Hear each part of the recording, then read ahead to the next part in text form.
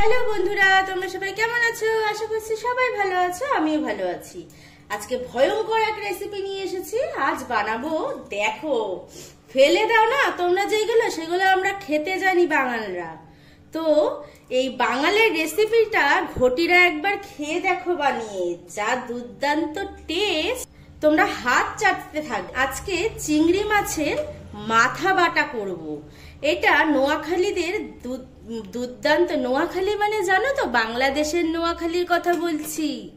তো নোয়াখালীদের একটা জনপ্রিয় রান্না। তো চলো, আমি প্রথমে এই চিংড়ি মাছের মাথাগুলো ভালো করে ধুয়ে নিয়েছি, কোনোভাবেই নোংরা নেই। এগুলো দেখে ভেবো না, আবার কয়েকজনের আছে কমেন্ট বক্সে হেগে দিয়ে যায় যে দেখে ভেবো না এগুলো নোংরা, এগুলো কালো চিংড়ি, তার জন্যই এরকম কালার।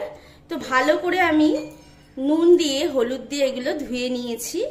তারপরে এখন মশলাও কেটে নিয়েছি।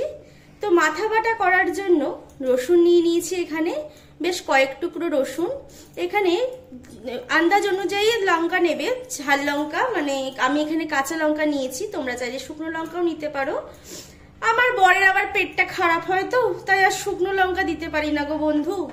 তো যাই হোক, বরের চিন্তা করে আর আমি কাঁচা লঙ্কাই দিচ্ছি। আর এখানে পেঁয়াজ দিয়েছি কুচি করে, আর এখানে দিয়েছি কালো জিরে, আর এখানে পরিমাণ মতন গোলমরিচ। তো দেখতে থাকো আমার চিংড়ি মাছের মাথা বাটা।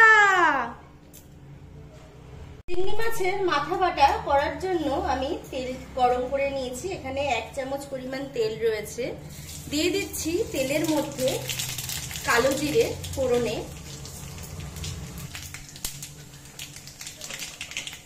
ওই একই তেলে দিয়ে দেব রসুন,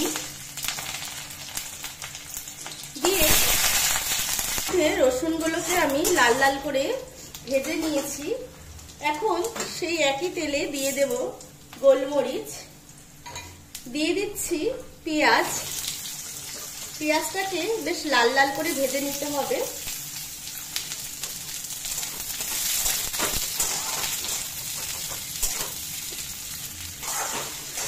এই পজিশনে আমি দিয়ে দেব পেঁয়াজটাকে একটু নরম করার জন্য লবণ, পরিমাণ মতন লবণ দিয়ে দেব। একটু বেশি করে দিয়েছি, কারণ কি আমি এর সাথে চিংড়ি মাছের মাথাটাকেও ভেজে নেব।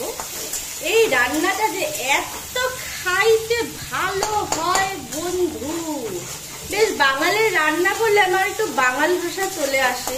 তোমরা কিন্তু আবার কেউ কিছু বলো না যে কেন বাঙাল ভাষা এসেছি, কিভাবে কথা বলো কেন। আমার একটু বাংলা ভাষা কইতে একটু ভালোই লাগে। তো যাই হোক, পেঁয়াজটাকে ভালো করে লাল লাল করে ভেজে নেব। এখন এটার মধ্যে দিয়ে দেব কাঁচা লঙ্কা কুচি, দিয়ে এটাকেও ভালো করে লাল লাল করে ভেজে নেব। বেশ টাইম লাগবে, 10 থেকে 15 মিনিট লাগবে এটা লাল লাল করে ভেজে নিতে। দেখো বন্ধুরা, আমার লাল লাল করে ভাজা হয়ে গেছে পেঁয়াজটা সুন্দর করে। এখন এই পজিশনে আমার সেই মাছের মাথাগুলো, চিংড়ি মাছের মাথাগুলো দিয়ে দিলাম। দিয়ে এটাকেও সুন্দর করে তেলের সাথে ভেজে নেব। সাথে দেব হলুদ, লবণ দেব না, যেহেতু লবণ আগেই দিয়ে দিয়েছি। দিয়ে দিচ্ছি হলুদ, দিয়ে ভালো করে এটাকে ভাজতে হবে। এই দেখো, দেখেছ? এটা যতটা টেস্টি খেতে লাগে না বন্ধুরা, কি বলবো, এত টেস্টি। আজ বাপের বাড়ি থেকে এসেছি আমি শ্বশুর বাড়িতে, প্রায় 5 থেকে 6 মাস হয়েছে। বেশ এখন বাপের বাড়ির রান্নাটা আজকে করছি, বেশ আমার যে এত আনন্দ লাগছে মনে মনে, সে আমি কি বলবো, বলে তোমাদের বুঝাইতেই পারবো না যে কতখানি মনে আনন্দ পাইছি। দেখো, এইভাবে সুন্দর করে ভেজে নিচ্ছি, বেশ লাল লাল করে। সময় নিয়ে ভাজতে হবে কিন্তু অবশ্যই, অধৈর্য হলে কিন্তু হবে না, অধৈর্য কোনো মতে হওয়া যাবে না। এবার এটাকে লাল লাল করে ভাজা হয়ে গেছে, এবার বেটে নেওয়ার পালা। দেখো কি সুন্দর, অতীব সুন্দর। এবার বেটে নেব আমি, ঠান্ডা করেই অবশ্যই বাটবো।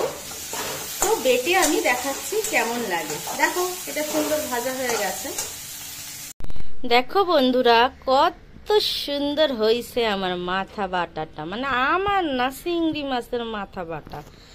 তো যদি ভিডিওটা ভালো লাগে তাহলে একটু লাইক অ্যান্ড সাবস্ক্রাইব কইরা দিও। তোমাদের তো আবার করতে খুব কষ্ট হয় লাইক আর সাবস্ক্রাইব। যদি কষ্ট কম হয়ে থাকে তাহলে একটু কইরা দিও। ধন্যবাদ।